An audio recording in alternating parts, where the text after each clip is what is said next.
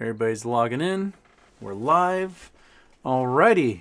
Welcome, everybody, to Houston with a Problem. I got a special guest, raddoc22. We're going to talk about the GME dividend split and how we see that as going down, and hopefully answer people's questions, because a lot of people seem to be very neurotic about this. But for the briefest moment, what you're going to get is one of these.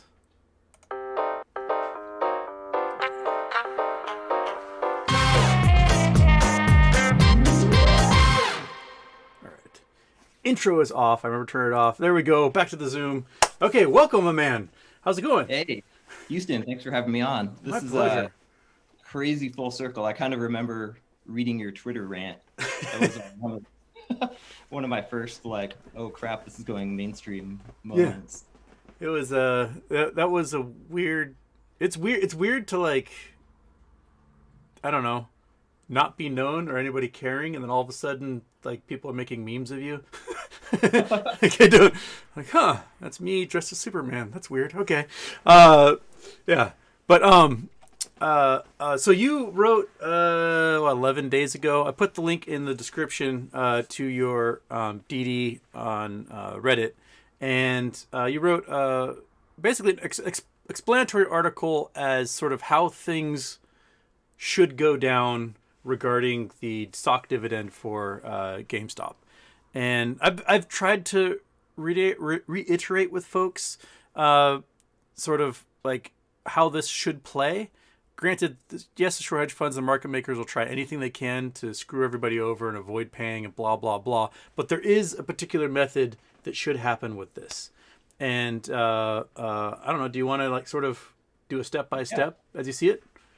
Sure. Yeah, I mean, like probably a lot of listeners, I also didn't really understand how this would go down until I started digging into it.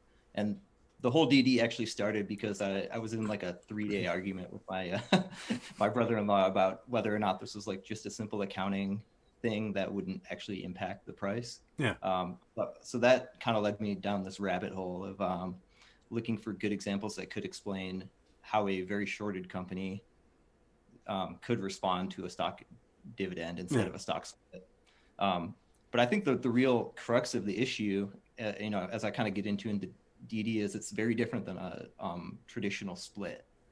So a traditional stock split, which is, I think, what a lot of people still are confusing this for. There's just a simple dilution of shares in the market. So if you hold 20 shares of GME in your account and it was a straight stock split 5-1, you would have 100 shares, and that price would just dilute by 5. If you were short the stock and that happened, really nothing would change for you other than your number of shares. Exactly, yeah.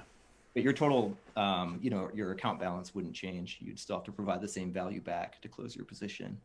Where it really gets kind of technical and nitty gritty is if you dive into, what a journal entry is for a company when they're doing something called a stock dividend. And this is kind of the key differentiating point that I think is subtle.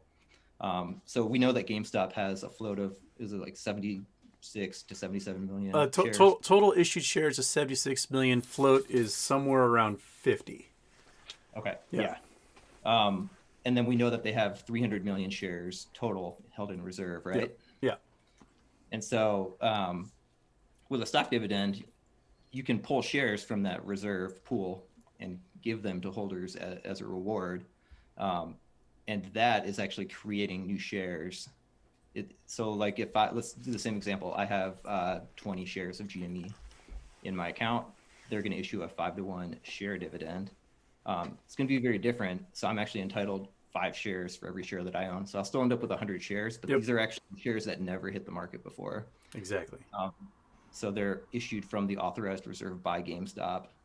They're sent from, the company's going to have a ledger to actually provide these, and they're going to have to provide that to others to distribute. So it's a very different process. These shares have never been on the market before. Yeah. A lot of people keep asking me about, like, oh, is my share value going to drop by a seventh or whatever? And if you look at the most prominent shorted stock that did one of these dividends recently was Tesla in August 2020, and their share price didn't change. They did a 5-1 dividend, and the share price was like $480 and $480 the next day. So the price on the stock did not change, and then after that ran. So that's something we should keep in mind. There's not, if the stock price on the day that dividend is used $100 and they do a 5-to-1, your stock isn't going to suddenly be 20. It's going to be the same $100. Yeah, it's a very different process than a straight dilution, and for a number of reasons. I mean, again, kind of diving back into the weeds a little bit, and I go into this in the DD, but if you're short the stock, you're obligated to provide those shares to the owner of that stock, whether it's a brokerage or whether it's me or you, whoever. And so for the shorts, it's actually a very different thing. They have to go and find these shares, which could be quite problematic depending on the type of share that's issued. The numbers, like the sheer numbers that could potentially be at play here are like people could try to wrap their brains around it, but it's astronomical numbers. It's crazy. If there's a billion shorted shares, whether they're naked shorts or legit borrowed shares, and they do a 7-for-1, they don't just have that 1 billion obligation that they're on. They're not obligated to find 8 billion shares. Right. Yeah. Exactly. And this is why the price isn't going to dilute like a standard split, because there's all of this sudden buying demand. Yep. And there's multiple things that we'll talk about that are going to create demand and scarcity at the same time. Yeah. But I mean, just the pure simple mechanic of having to buy these shares and provide them to somebody is going to create a big problem. I kind of went through, using Tesla just as a rough example for what GameStop could look like if something similar happened. Yeah. And there was another post that I found really helpful that I kind of pulled the data from. But basically, the idea was they took the 52-week low of Tesla, and then they tracked how it changed leading up to certain dates. So for GME, like the 52-week low right now, I think is 77.58. Yeah. So then if we had the same kind of share rise ratio as Tesla up to the date of record for that dividend, that would mean we'd be at $454 per share. And we can talk about why that is likely to happen, because that's quite a big run up. Yeah. It was already spiking before that date of issuance on the dividend for them. It's a very volatile dynamic. Let me see if I can find that that graph and at least put it up here for folks. Okay, I got a 5-year and 1 sec. Hopefully, no second intro. We're not going to second intro that sucker. Wait, I could share it via Zoom, can't I? It's much easier. Learning how to do all this stuff. Chat, screen share. Boom, that's what I want. Okay. This one here. Okay. So I'm going to share that. So this, so you can see 2020, they had a low 70-ish, just leading up to 2020. And then February, they get to above 100. And is Zoom not sharing my screen? Did that just freeze on everybody? Oh shit. Okay, I don't think it's popping up there. Dang it. Okay. I can see it. You can see it, but no one else can. Okay. How do I get rid of this thing? Stop share. Okay. I'm gonna have to do it the old-fashioned way because I don't know how else to do it. Okay, go there. Click on Tesla. All right, so everyone can see this. You might not be able to at the moment. But what we have is we get into summertime after they've announced that they're going to do this split, and the stock price goes from 170 to 300. And by the time that split is happening, August 28th, 442, and I think it was on August 30th. It's it drops in September by $30, and then about a month, 2 months, 3 months later, it starts rocketing to $800 and something. So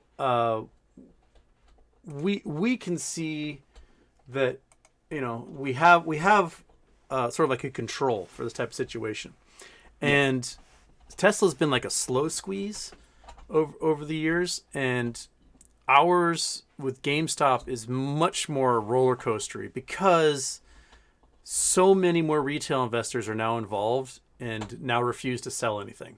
So I Yeah. think it pushes that dynamic like to a power of 10 or something.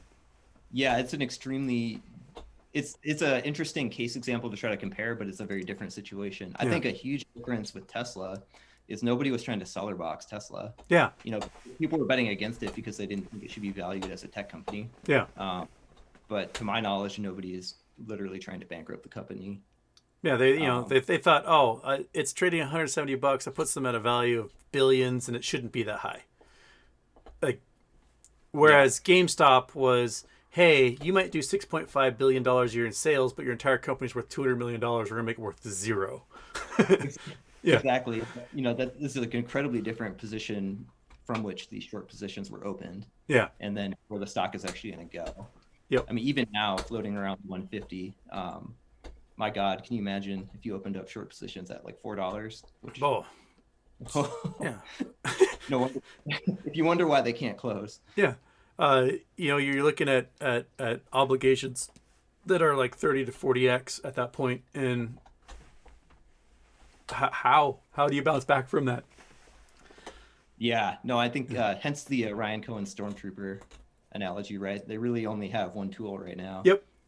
It's just to continue to use these different techniques to try to blast the price down and Yeah. kick the can. And all that does is just increase more liability. Yeah, it's crazy. Yeah. Like they're hoping they can just dig that hole and pop out the other side eventually, but you know, they're just gonna pop up in like a totalitarian dictatorship on the other side of the world. I don't know what they're hoping to get from that. So so we have this vote coming up in June where, Yeah, believe me, everyone's gonna rubber stamp that sucker. And then GameStop, you know, it sounds like from that filing they did on Monday that in a moment's notice, when the approval happens, they can hand that sheet over to the SEC, automatically generate up to 1 billion shares that are authorized, and then they set a date of record for that split, yep. which is probably going to be at minimum 30 days past the vote, somewhere in there. Yep. Then what? Yeah, then what? That's the ominous thing here. You know, I think that's why I kind of got inspired to start using horror movie analogies to describe how terrible this could be for them. You know, the first thing, you know, just kind of backtracking a little bit is, and correct me if I'm wrong, but they're, I think, totally able to already issue a split dividend if they want to, if they wanted to tap Yeah, because they that. have 224 million shares in reserve at the moment. Yeah. Yeah, so, you know, I wouldn't entirely put it past the board to have this kind of red herring date Yeah. looming. But do I expect that to happen? No. I think they really want to generate that larger pool of shares. Yeah. So that's going to give them a lot of tools for future business use as well, not just to squeeze the shorts. Yeah. And Yeah. potentially multiple dividends down the road. So if they do a 7-for-1, which is, you know, what all the rumors are, then that would put us at 530 million ish shares total on the market, which will still give them around 470 million that they could, if they needed to like do more issuance of shares, raise money in the future. They've got a large enough pool to do that. And so that puts them at a float that's pretty similar to AMC at the moment, right? Right. And the reason for doing this that they put in their filing was they felt like a lot of people wanted to invest in GameStop, but the price point at the moment was too high. That's their excuse. But you and I, and they know that the price points can be a lot higher as a result of this. But yeah, that's a cute little nod to like the SEC. Be like, see, we're not doing anything exactly. Yeah, and you know the short hedge funds all said they closed. So there's, you know, we closed, so they can't say that GameStop is doing this to screw them because they themselves had said they closed. So, you know, totally. And maybe they're winking at us because the price very well could be astronomical by the time this is actually issued, even before the dividend. I mean, I think it's high probability that, you know, the first stage of MOAS happens before the dividends even released. That's what I'm thinking is that we may see a squeeze before the squeeze, in that we've got short hedge funds that will just be like, fuck it, we got to close. and at least the small ones who can get out first without boosting the price too hard. And Yeah. then, if the tax implications are the way they are for big funds, mutual funds, institutions that have lent out their shares, they're going to want to recall everything they lent out because they don't want to pay taxes on that. And so we may see a squeeze before the squeeze happens, I think. I think it's highly probable. Highly probable. I actually found some interesting papers that demonstrate that this happens all the time. Yeah. In the broader market, there's a paper from like 2011 that looked at a ton of data across the market, and the conclusion was basically they find evidence that shortable shares decrease, lending fares increase around a dividend record date, and then they find evidence that basically this loan supply for lenders decreases dramatically because they're very sensitive to dividend taxation. Yeah, it seems like it's very just dried up already. Like there's not much available to lend. No. So anything that's being sold is probably being generated by market makers as counterfeits, and then yeah, I'm sure we'll see failure to delivers spike in the next reporting. Yeah. I think I like my kind of my saw analogy from this DD because it just puts it in really simple terms. Like I think we assume as retail investors that all of these players have the same incentives sometimes. Because it's easy to feel like that. But really, we kind of have all these counterparties that have very different motivations for what they're doing right now, and the amount of risk that they're willing to take on. To keep the game going. And so, I think the aha moment for me was when I was really thinking about who has the most to lose from the situation. It's like, oh shit, it's the brokers. I mean, they're the ones lending shares. If they're lending them out by the dividend X date, they're going to get taxed potentially hundreds of millions of dollars. Yeah. They're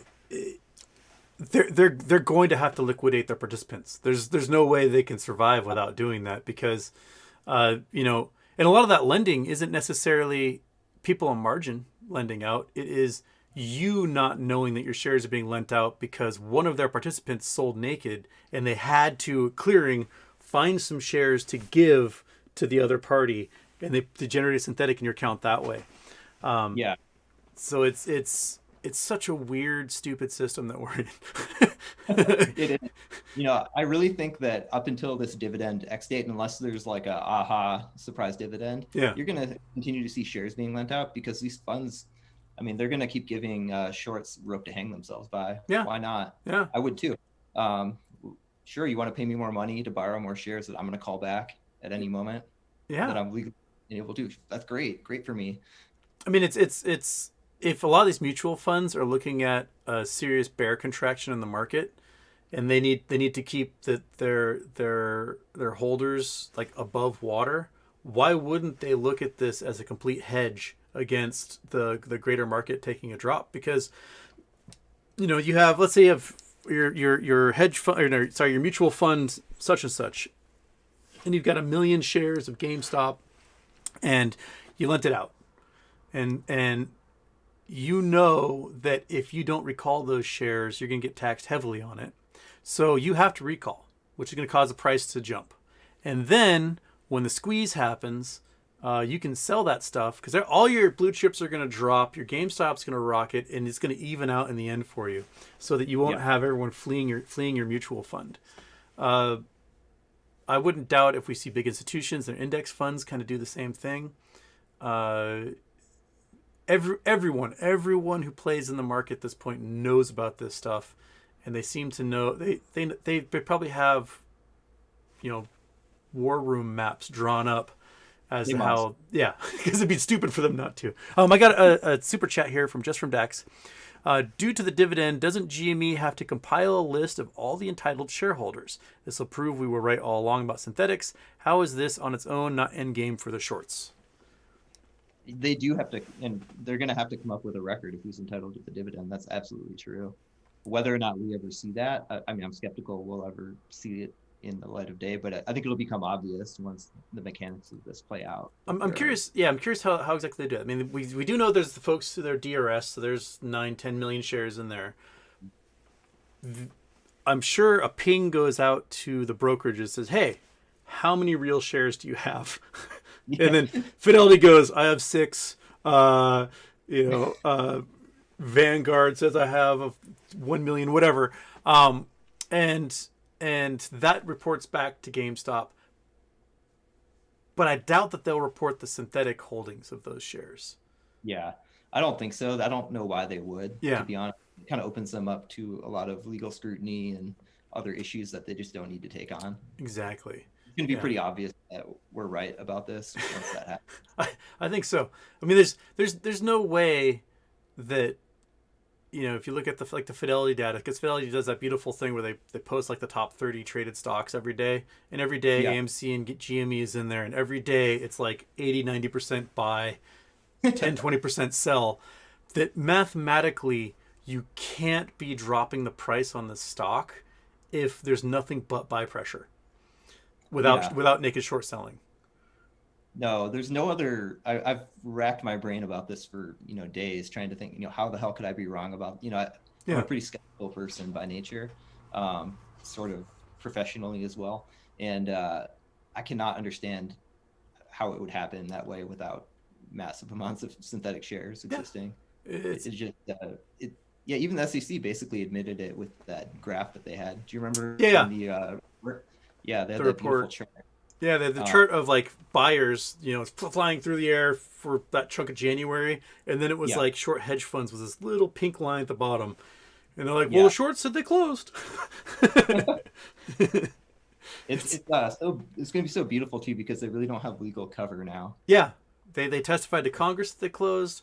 They reported the SEC investigators that they closed, and now we've got the DOJ doing racketeering investigations against these groups. So if anything, they can you know like getting Al Capone on tax fraud. They if anything, they get them on something little, and squeeze them from there. And Yeah, I would not doubt that there are dozens of uh, uh, whistleblowers. We just haven't heard from them because they're currently going through their whistleblower cases. Because yeah. if they talk to us, they just miss out on like $5 million in bonuses from the SEC. So they're tight-lipped. They're shutting up. I would do the same thing. Yeah, Yeah, yeah. Snitches don't get paid out. yeah. If they stitch twice, I don't know. They'll probably definitely get stitches if they're not protected.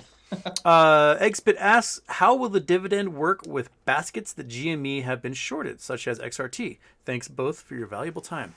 Ooh, That's a good question. yeah. The, ETFs are so weird. the mechanics of it, I don't know if I'm qualified enough to really give a super well-found opinion on that. I do believe that all of the synthetic obligations that are still generated by shorting these ETF baskets, they're going to come into a play. I don't know exactly how, Yeah. but you can't just, they're not going to just eliminate these obligations. There needs to be more regulation specific to ETFs because right now there is like no FTD date for shorting ETFs. You can short ETFs even if a stock is on short sale restriction. So they need to tighten up how these ETFs work, or perhaps I don't know, change how they fractionalize the shares. They're really weird, man. Like Yeah, you get one ETF share and you've got like just fractional shares of hundreds or thousands of stocks inside of that. And if you're shorting ETFs, you are really like scraping the bottom of the barrel of what's available because it's such a pain in the ass. You're going to have to short 50,000 ETF shares to like get, I don't know, 50 shares of GameStop out of them. It is such a silly system, and it puts you have this liability not just for GameStop at this point, but for like hundreds of other stocks. it can all It's squeeze. yeah, and that's why I think we see Bed Bath and Beyond and all these other brick and mortars squeeze when GameStop prices go up as well. That they are tied in that same basket somehow. Even though I can't answer the question as well as I would like, I do believe that the amount of pressure that relieves from this whole system is minuscule relative to the entire obligation. Like Yeah, even if there's no way to tie up these ETF naked shorts and that doesn't factor into the squeeze, I don't think it really changes the situation much at all. Yeah. compared to the amount of other probably types of swaps that are out there that still need to be And closed. yeah, there just aren't that many shares in those ETFs either. Yeah. You know, there's I think six. Yeah. one thing to keep in mind. I'm sorry, man, to cut you Oh no, off. go for it. It's just like even if you just go by the Ortex short interest, Yeah. we already have it's like an astronomical amount. Yeah. That's bigger than the Volkswagen short. Exactly. Yeah, So I mean, and that doesn't count any of the nakeds. yeah. So even just if you completely disregard everything else about all of these theories about naked positions that are not disclosed, I mean, we're still looking at incredible violent upside when this plays out. Oh man, I love it.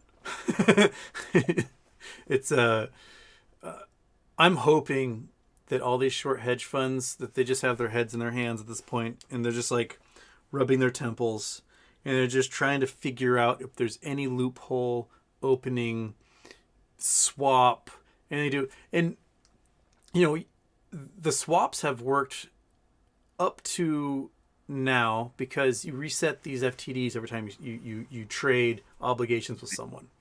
And if we get to June and the date is 30 days out or something for the date of record, you do not want to be the fund that's holding that hot potato.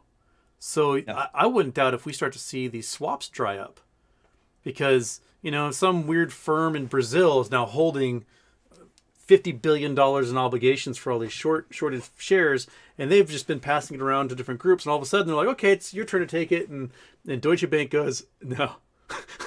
I'm good.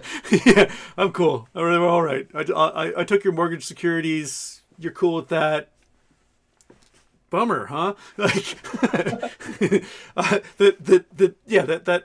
that timer's gonna go off, and someone's gonna be left holding that bag.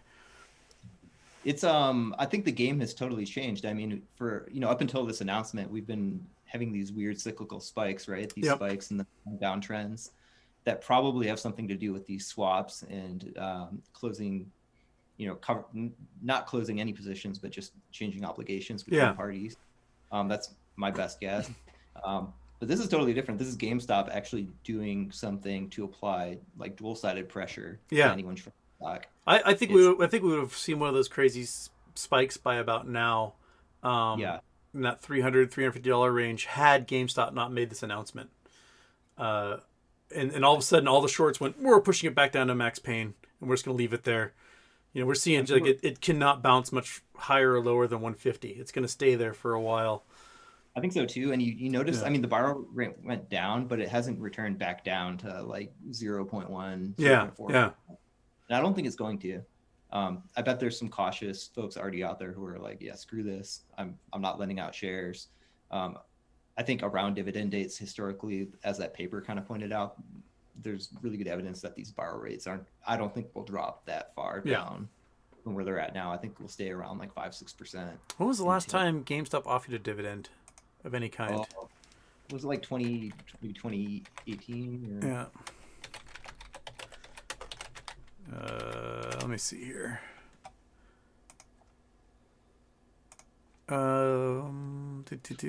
Give me. Okay. 2019. So March 2019 did a 38-cent dividend. Was the last time they offered a dividend. And yeah, so they've had 3+ years of like hammering the stock down without anybody having to worry about a dividend at all. And back then it was only 38 cents. So, right. Quarterly, looking at $1 a year per share. Okay, so if you're short, 10 million shares, yeah, it's going to cost you $10 million in a year, whatever. Yeah. But right now, if it was a cash dividend, it might cost them $1 billion, which is still cheaper than having to close out positions. So they'd be happy about that. But this dividend is going to be the equivalent of at the current price of like $600, $700, somewhere in there. Yeah. You can see immediately why these anyone loaning shares is going to call them back. They're not going to want to say you own 1 million shares of GameStop. Yeah. And then you're getting a dividend for every share you own. You're getting a dividend worth $700. Yeah. pay tax on that. Math, goes bonkers really Yeah, quick. and that's the type of liquidity these hedge funds don't have, which is why they're like always in that borderline zone of facing margin calls and liquidity crises. Because you know the same thing might be happening with metamaterials. That if the oil fields sell for a good chunk of money and the dividend is like $20 or higher, it could mean $20 billion in cash obligations for the short hedge funds, and they don't have that money. No way. They borrowed that much and they owe it, but like a special dividend like GameStop, they could have avoided doing the share dividend, done a cash dividend, a special one-time cash dividend, because they've got 1.5 billion in cash sitting there.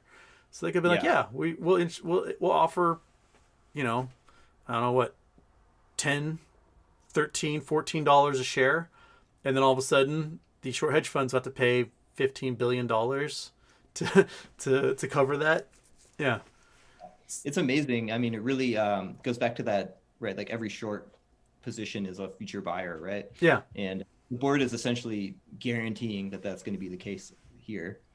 Doesn't matter if you're naked or not, like you're buying back shares if you're loaning them, have them on loan. Which is just I think it's so poetic and beautiful that, the stock's been getting beaten down by all of this phantom shorting and these crazy swaps. And the thing that's going to get it out is these people just literally have to buy back tons of shares. Yeah. So, all right, people are still going to ask me, and I'm sure there's questions already in the chat that I'm not seeing. But they're going to ask me like, what ways do you think they could possibly get out of this, or they could, delay their execution or whatever. I think it depends on who you're talking about. So I think that you have a market maker like Citadel. That's one party, and they have a totally different toolkit and view and probably obligation. Yeah. Then you have small funds that maybe have small short positions, and then you have bigger funds that have big positions. I think all of these people have different tools and liability. Somebody like Citadel, I would be shocked if they closed their position before this dividend announced. There's no way. Yeah, I think most of Citadel's nakeds they generated are in those weird equity swaps where some hedge fund is renting out the liability from them. So Citadel's gonna be like, hey, it's not my problem. Yeah. Their only hope is basically some sort of bailout. Yeah. I just don't see that coming. Well, and a bailout won't come for a market maker, and it won't come for a hedge fund. It will come for their prime broker and their investment banks, and that's who will get it. Yeah. I mean, a couple of these prime brokers who could be screwed, they're probably more likely to get bailed out than somebody like Citadel, because there are like 5 other funds that would love to just take over all of Citadel's business tomorrow. Oh, definitely. That's that testimony from last year in front of Congress was basically different big institutions saying, "Oh yeah, if Citadel dies tomorrow, we can take over all of their retail trades. We can do it." I think that it would be hard to scale up and do that. Yeah, and there's a couple of companies, I guess, that are starting to do that. That are building big trading computers to do exactly that. But what they haven't done, because Citadel is so deep into this payment for order flow, weird, purchasing the rights to do the trades, and that these other trading computer companies are not quite willing to do that yet. I think because they see like payment for order flow may end. It may not be allowed. Yeah, no, you wouldn't want to invest like billions of dollars to build that infrastructure up if you didn't already have it. Exactly. But yeah, back to the question, I guess. So that's Citadel, right? Yeah. Then you have the other funds. If anyone can afford to cover their position and get out, they're going to do it before this next date. Like, I use the analogy of, it's like cutting off your legs to try to crawl out of the saw room. Yeah. And you would absolutely do that to survive. Yeah, it sucks, but what's the alternative? Yeah. I suspect a lot of the big parties who are not market makers, they're going to just get liquidated. Yeah. They're not going to willingly close before the X date, but they're probably just going to go bust. Yeah. And then we'll get this automatic liquidation process and price escalation as a result, probably very quickly after the dividend actually occurs. Yeah. Bill Coyne asks, GME, AMC, Sundial, and thousands of other stocks will all squeeze together. You're looking at 900 trillion or more. No one gets paid. Your thoughts? Interesting. Yeah. Yeah. I mean, I do think other stocks will run because of this entangled ETF business, but um, I don't think the magnitudes are going to be remotely close to one another. I And think you're right about that. Yeah. Because you know, people who are holding one of these other meme stocks, they're not like I'm holding, you know, BlackBerry till it's $1 million a share. no, They don't have that same mentality. Yeah. no, you're not going to see. I mean, there's only one GameStop, Yeah. like AMC. Sorry to offend anyone, but it's just not the same. So we can avoid that topic. Um,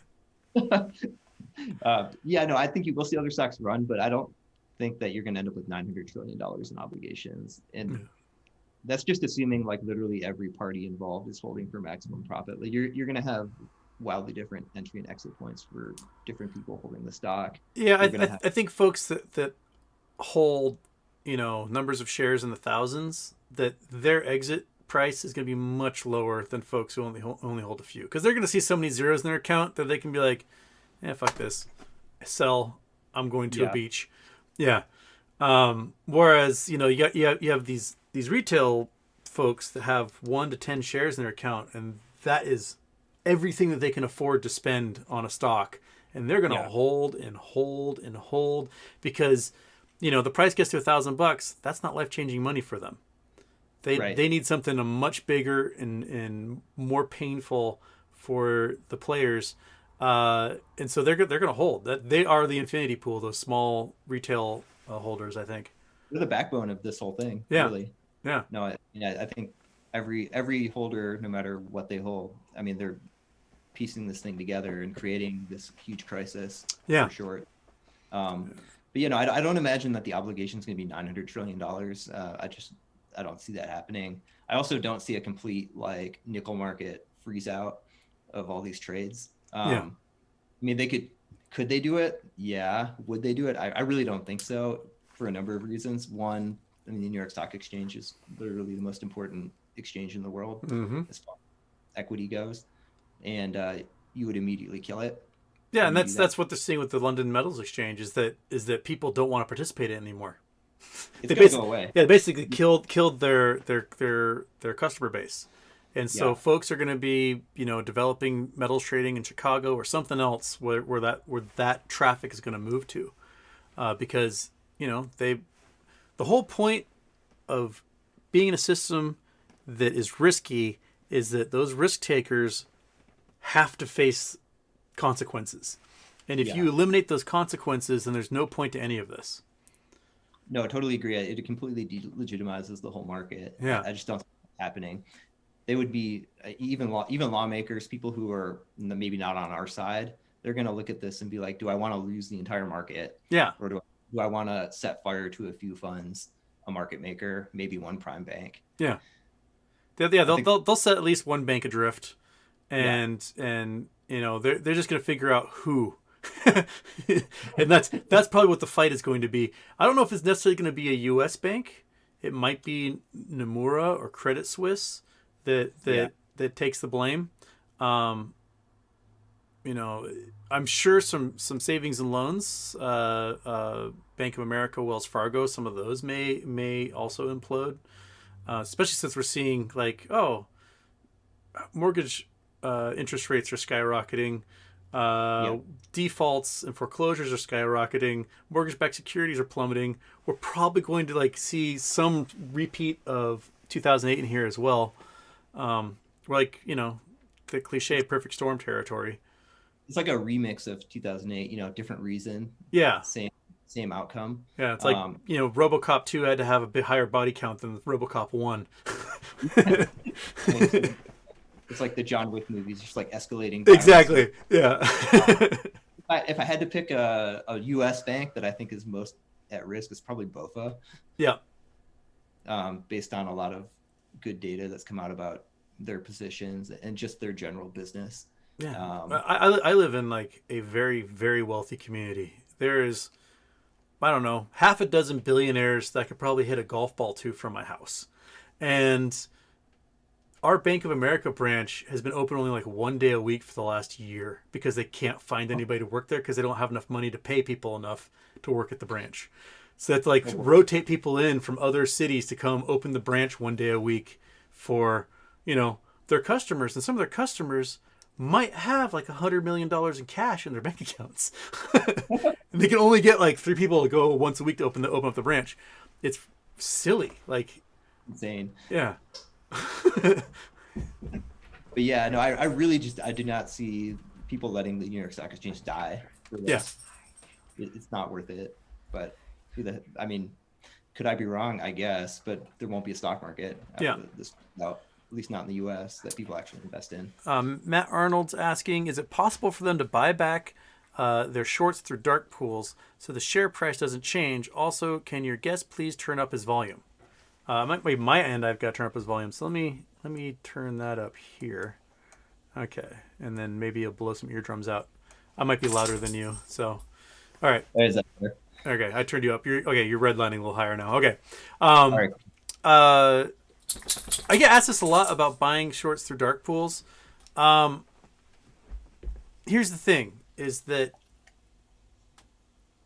who's going to be selling it to them at those discount prices? No one. Right. And if they're getting liquidated, they're not the ones doing the buying. They have no, like Jesus took the wheel. They're not control anymore. So they're not going to be doing the buying whatsoever. They're done. They're done, son. Yeah. Someone came in and filled up all their belongings into a box, gave it to them, and told them to leave the building. So I don't think they can close through dark pools, because anything they'd be buying the dark pools will probably be naked anyway. And I don't think they could buy any of these dividend shares. Yeah. God forbid for them if they're actually a spin-off or something else that straight up doesn't exist in the market. Yep. You're definitely not going to buy that. Gmerica, NFT, Dividend, whatever. And this stock split dividend is just one shell in their bandolier. They fire that one off, boom, then they can pull out the NFT dividend, boom, they can pull out a cash dividend, boom. Like, they have multiple paths to screwing these guys over, and they can do it one after another until the whole thing is just like spiking again and again and again. I think this game reminds me of one of those massive like Minecraft boards where you get to the end, but there's like 4, you don't have enough clues to actually pick the right button to survive at the end. Yeah. I think that's literally what's going to happen, because I mean, they have so many tools in their war chest still. Like you said, there's a potential NFT dividend. There's this whole idea of creating a blockchain backed market to swap other securities, including stocks, which I definitely see in the future. I don't know if that's in the short to midterm play, just because of tech adoption. Yeah. But man, what a hell of a arrow to have in your quiver. I mean, if you think about Loopring Coin is essentially a share in Loopring. Right. That's how they raise their money for their company, just as if you had issued a stock. So the comparison, the analogy there exists. That is, if you have a market of some kind, you can create a commodity. You can just give it a different name, and use the same technology. It really is going to be the future of markets in general. It would be incredible. Like, you'll have these markets where you can suddenly price homes against watches, against cars, against stocks. Yeah. And you can swap equity between these different assets that you own. It's going to be crazy. It's going to be absolutely bonkers. I mean, if the platform exists so you can have your character skin in one video game and drop them into another, then why wouldn't it exist for you to like morph your blockchain holdings in one stock into a different security or a commodity or whatever? It's going to take so much for us to wrap our heads around it in the future. I mean, you're not going to need these brokers, right, to serve as a trusted intermediary. It's true. Yeah. I mean, with adoption of this, you're basically saying these brokers are going to go the way of the dodo bird. Yeah. Every person who has a wallet has the ledger, and they're going to be processing all those transactions. So, man, it's crazy. Yeah. But in 10 years, I don't think that you're going to have a mortgage that's not on chain. Yeah. It just like with a smart contract, or you're not going to have a house title that isn't on chain. Yeah. Your credentials. Yeah. It's all going to be on a ledger. But yeah, GameStop, they have that long-term era. I mean, hell, if all these dividends fail, they can literally create a new market, Yep. and they have the infrastructure to scale it over time. Yep. All this completely neglects like the organic growth of their own business too, which is incredibly awesome that they're actually turning into, a Web3 behemoth Yeah. at the same time. Oh, it's mind-boggling trying to like sci-fi author the future of what all of this could eventually like become. So let's talk, that weird potential. They issue the dividends. The billion or so synthetics aren't receiving their dividends from those who did the FTDs, who were responsible for them. And there's a complete failure in issuance of these things, and liquidations have to happen, and blah blah blah blah blah. And even then, there isn't enough money to quickly get people these shares, so they can't participate in the squeeze and so on. And GameStop goes to DTCC and they say, "Hey, you failed us miserably. We want our stocks back." Yep. Where do you think it would go from there? I think that is like the exact language that has been put into some of their released forms, right, over time. Yeah. They basically have hinted that, if the DTC can no longer guarantee that their stock is like, one, not being manipulated, two, be provided to actual owners, they reserve the right to remove it. Yep. It would be quite a unprecedented legal case for how that would actually go down. But I think that it would work because they're going to actually have the infrastructure to do it. Yeah. The thing is, like, if whatever Google or some other company wanted to do this and they don't have another exchange that they can even put this on, how would you even do that? Yeah. And, and it's not something you could build overnight. So, yeah. So I think it's definitely possible. I think that I would imagine RC probably thinks that that's like the nuclear option. Yeah. And I bet there's going to be, escalatory moves from their war chest. Yeah. And if they don't have to do that, I bet they would prefer not to, at least in the short term. Yeah. But no, I mean, absolutely, I think it could happen. Yeah, I mean, we see announcements from the New York Stock Exchange saying, "Oh, we're going to look at possible blockchain of these stocks in the future," and we're having teams investigate and research, and that if they just pussyfoot around, it's 20 years in the future at minimum. Oh yeah, and that is, the paradigm can be subverted very easily with this loop ring Immutable X GameStop collaboration. That GameStop can just go, give us our shares, we put it on this network, here's your shares, and it's done like overnight. So I think that's the Trojan horse, man. I think they have this infrastructure in place to do these things for games, but you could very easily start to do that for other securities. Exactly. You just change a file name and you're done. Yeah. And once people realize that you can actually own your own property digitally and transact it securely in a reliable way, like, it's going to be a huge awakening for many people, for many assets. And I think that even if you had huge resistance from the stock exchange, all it would take would be majority of retail investors to prefer a blockchain-backed platform like what they're building and to eventually switch over their money to that. I wonder, like, you can look at failure to delivers across the board, how many shares are shorted, even with blue chips that are heavily owned by main investment funds and index funds and all these things, that there's still like a billion shorts on Apple or whatever. Like, what would the actual price be of all these stocks if they lost the ability to naked short? Like, I try to picture what, like, there's just post squeeze, post whatever, no more naked shorting happens. That we're like, rip the band-aid off. We're starting from zero. What would the price be? Because the demand outstrips the available shares for almost every stock that exists.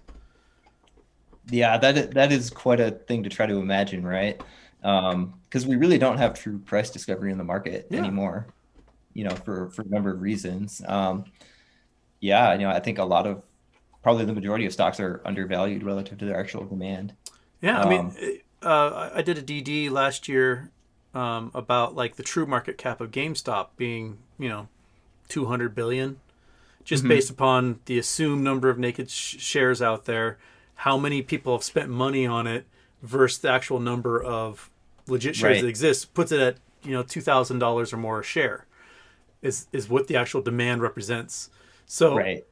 you transfer that to an Amazon that's already $3,000 a share, and they're 25% shorted or whatever. It's insane because they've been naked shorted as well. Because why not? Why if you're a market maker and you can make $3,000 just by pulling something out of thin air, wouldn't you do it? Yeah. So they've Oh, definitely sold naked Amazon shares.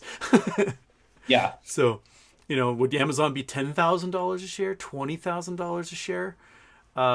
We might start to see like prices in stocks represent kind of what we see for the peak blockchain traded crypto coins. Yeah. There's no reason why 21 million a Bitcoin could be worth $40,000, but if you got 21 million shares in another company, why would that company be worth $40,000 a share? Yeah, that's an interesting quandary, even like for GameStop shares, if you only have whatever 35 million of them that actually are tradable that Yeah, exist, yeah, it's not that dissimilar from a Bitcoin supply. exactly. Um, And you don't as far get as you don't get a dividend for Bitcoin. right. Yeah. They did. I mean, a few years ago, they did those weird like splits where they made Bitcoin Cash and whatever. But that's that's Yeah. that's magic. I don't know what they're doing with this. I think this all gets to like the point that like all of this is magic, man. Like, you have the market, like the stock market with all the vast asset values. Yep. That's $100. Then you have all these side bets, which represent all of these options, all of these contracts. Yeah. That's probably $1,000 Yep.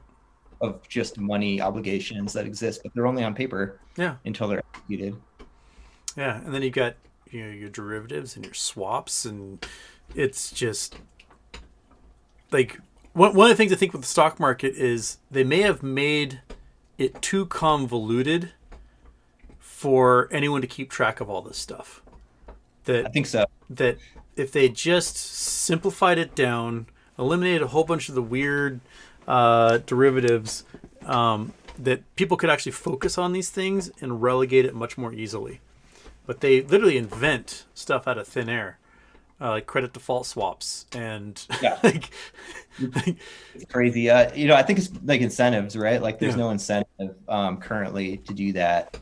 Like the goal of the all these markets is not to really police them or to try to track any of it. It never really became a big deal until a situation like this happened, yeah, which this is why this is sort of a black swan event for the way the market's currently constructed. yeah, You've never had a situation where potentially tens of millions of people and other funds are all demanding a stock that's in short supply.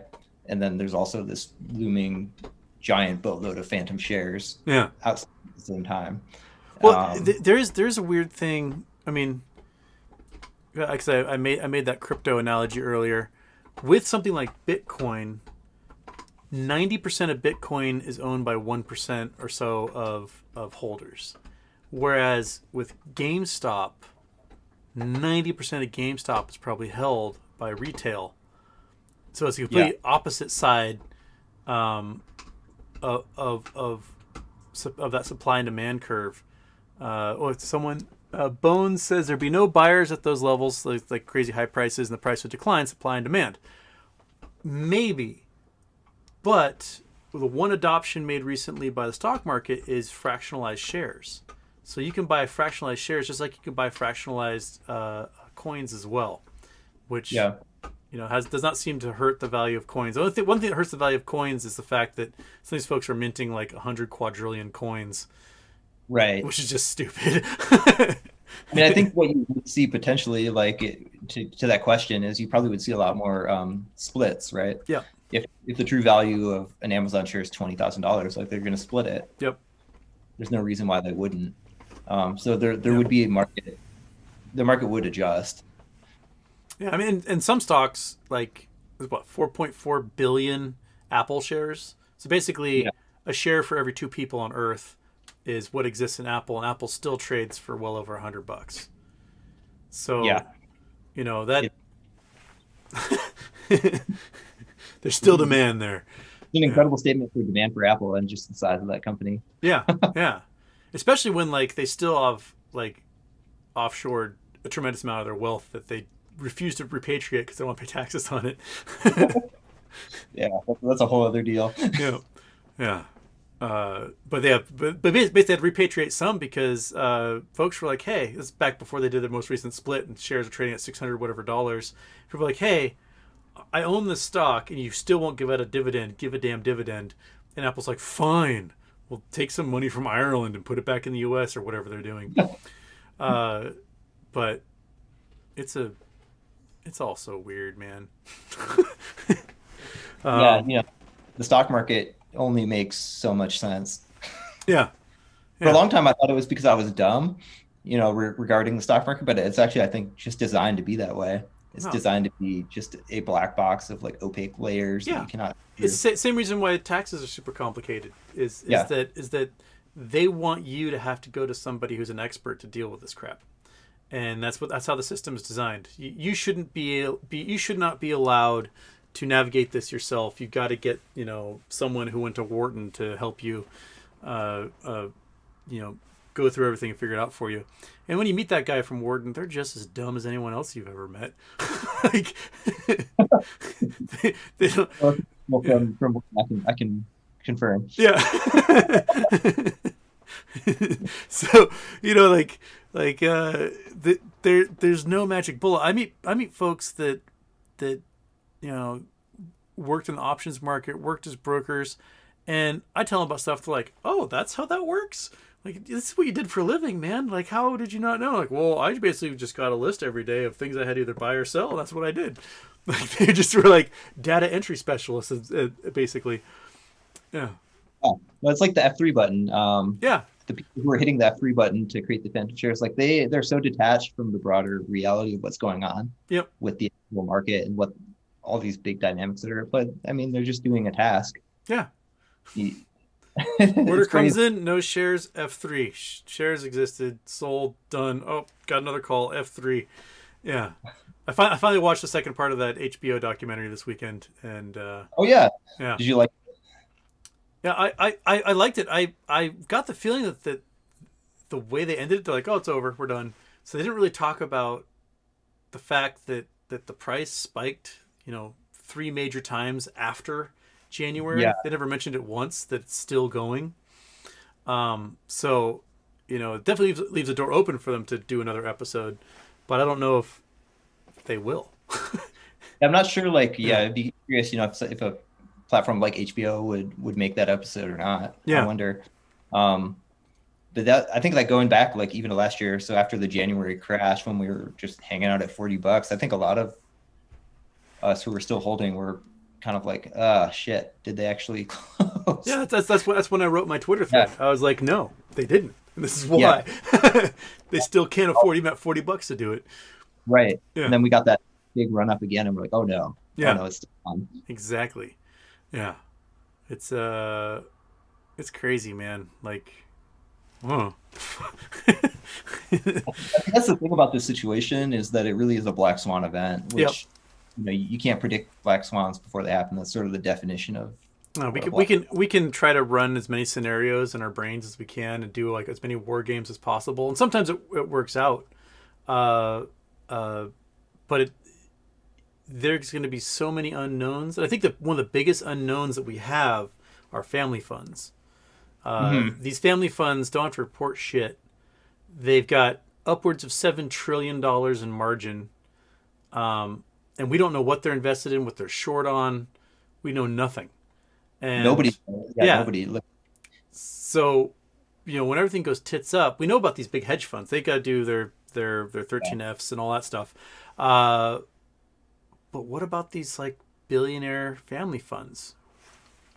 What, like Archegos came out of nowhere last year. Right. We're like, oh, $30 billion in margin, just whoop.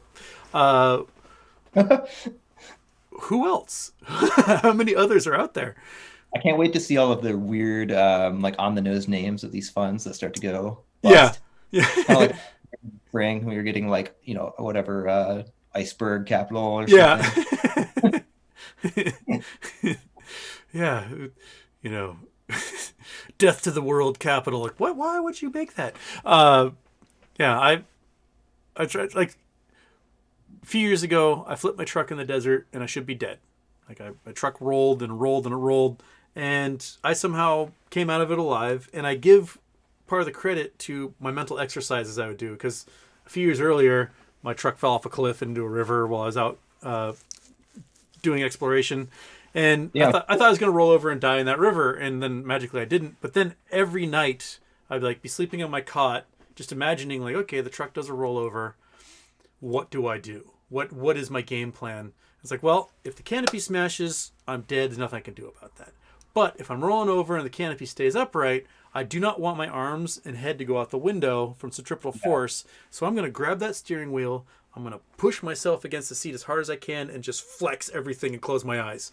And that will at least keep my, me from severing my head or my arms and dying, bleeding out. So my truck went over.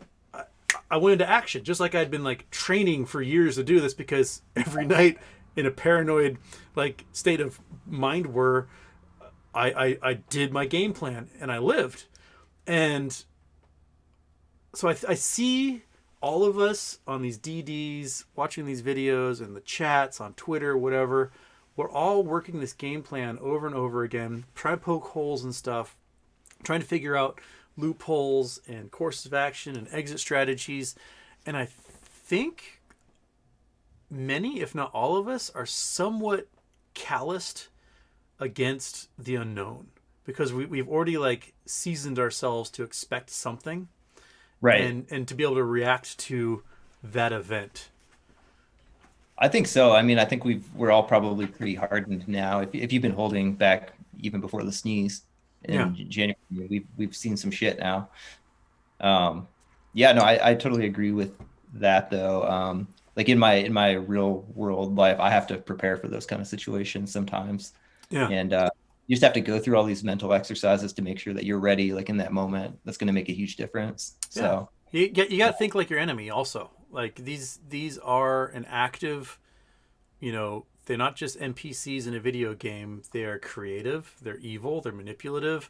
They will counter anything you do. They will try to figure out a way to block your punch and whatever. do So, you ever imagine like if Ken Griffin is just like text chatting back and forth with Ryan Cohen, just like bantering yeah. and like, oh, yeah, fuck you, buddy. Here's this dividend. Oh, how do you like these billion naked shorts? Reminds me of, there's a great thing that was it profootballmock.com did years ago, of all the football quarterbacks Facebook Oh, messaging each other, like a big group chat, and it was so hilarious. And sometimes I kind of picture that these guys are all involved in a group chat and they all just hate each other's guts, and they're but it's like a game to them. It's yeah. I mean, Ryan Cohen's definitely embracing the game now. Did you see his change? He changed his Twitter name. You see that? No, when that happened. Oh, today, go check it out. It's pretty Okay, awesome. let's see If here. people aren't aware, it's I think in response to some hit piece journalism. Oh, Warren Uh, Icon, yeah. One Okay, icon. yeah, because he said Ryan Cohen by day, Warren Icon by night. All right, I'll check that one out. I was that Chumbawamba guy. Yeah. Ah, so goofy. I even just from it's really simplistic thinking, but from a strategy standpoint, just the fact that Ryan Cohen's entire way he communicates has changed. Yeah. That's just incredibly telling, I think, as Well, to that gag order he had is up, yeah, and so he's able to tweet more than just like pictures of him in front of a GameStop or yeah. poop emojis. He can actually like speak frankly now, and does not hold back. He doesn't give a shit. Like when you have, if you ever have that much money, and I hope that all of us in the end can have ridiculous amounts of money at the end of this, and that we also use that money to help greater society. But if you're going to have that kind of money, you don't really have to worry about like what someone thinks of you. Right. You got $4 billion. Who gives a rip what some hedge fund manager thinks of me? I don't care. I've got $4 billion. And I did it without having to do the hedge fund bullshit. So yeah, it's definitely a testament to his like, you know, you don't matter type Yeah. type view of it all. I love that tweet that he deleted where he went at that guy, Barry. Do you remember Yes. that? Yeah. Oh, that's so good. Wait, how'd it go? It was like maybe when I grow up, I can start a podcast that charges investors money. Yeah. So yeah. Yeah, I don't think that as chairman, I don't think he would be bodying people on Twitter the way he is unless he obviously knows exactly what's going on from his end. Oh yeah. Yeah. They you know, they've been designing this for a year and a half now, if not since before he bought into GameStop. And the way they cleaned house, the way they definitely kicked BCG out, right. You know, there's a game plan, and I'm sure I discussed this with Josh Hamilton last week. I'm sure that there are unforeseen things that they've come across and gone, oh, that's also happening? Weird. Okay, we have to like get thinking on this as well. But yeah, I think the folks that Ryan Cohen has are smarter than the folks that Ken Griffin has, in my opinion. I think so, and I think they're holding more cards and more options. Yeah, because all Ken Griffin can do is short, and that's it. Yeah. That's it. Short and trade debt, short and trade debt, short and trade debt, and that is, you know, a lot of cash might move through your hands during that, but is it real? Is it tangible? Is it long term? It kind of reminds me, like in healthcare, you know, sometimes there are patients where if you look at like a life expectancy curve and like your general health, you're like usually at a pretty straight line. Then you hit this point where you start accumulating chronic illnesses. Yeah. And then it's like your basically quality of life and health just like drops. Exactly. You hurt your knee at 75. You're not walking as much. You gain weight. Now you have type 2 diabetes. Now, like, yeah, your muscles are atrophying. This is what's going on. Yeah. They're in this, we call that circling the drain. Yeah. Yeah. That's what's happening. Yeah. You know, the actual time scale to when they go down the drain, I still think it's around the dividend X time. Yep. But I mean, we could very really MOAS before a dividend is issued if these recalls happen with the big institutions. I would be, I mean, I could be wrong, but I would be so shocked if a significant number of those were not recalled. Yeah. There would have to be some sort of unseen upside that I don't understand, worth potentially hundreds of billions of dollars to them. Let's see here. Just do a quick calculator. So BlackRock 9 million shares is what they own of GameStop, or is it Fidelity? One of those guys own something like that. So I'm just doing my quick calculator. No one can see what I'm doing. But okay, 9 million shares. There's a 7-for-1 split. So So they're at 63 to 70 million shares at current price $150. So that's a $9.4 billion obligation that shorts will have to pay to, like, you know, not default on those. 9.4 billion just to BlackRock, just at current levels. So if BlackRock does a recall before then to get their 9 million shares back, right, that's going to be 9 million shares. They'll probably have to go through a lit market so they can get the actual shares and not synthetics. The shorts can't buy a synthetic and deliver it to BlackRock. It has to be the real thing. So they got to buy 15 shares for every share they want to return. So so brutal, really quick. So just BlackRock recalling could result in a volume of 135 million shares. That's just BlackRock doing a recall, and which is the type of volume we saw during the baby squeeze, during the sneeze, was days like that. Yeah, we were seeing like what 130, 140 million shares a day traded. Yeah, Yeah. and that resulted in 200% price increases, and that's before we realized that we could hold this stock higher than $1,000. And I mean, if you really want to go back even to the short side and you think about like the bet they made, mhm. you go back to like the Tesla data. So say like I'm short 5 million shares of Yeah, GameStop, and I took out those positions when there was $4, yeah. right? Whoops. Oops. Yeah, Uh, so I mean, okay, I had like a $20 million obligation, right, that I took out to try to make money off of. I go through it in the DD, but like you could very easily end up with that $20 million end up costing you $7 to $8 billion yeah, very easily. Just that's not even MOAS. That's like post dividend, like mechanical squeeze. yeah. Without the buy and hold factor figured Right. in. Yeah. So Um, yeah, now 100x that $7 billion liability. that's how you are getting up into the trillions of dollars of liability. Yeah, like it's like when I teach astronomy and I'm trying to relay to these students just what these large numbers mean, and they nod their heads, but they have no idea.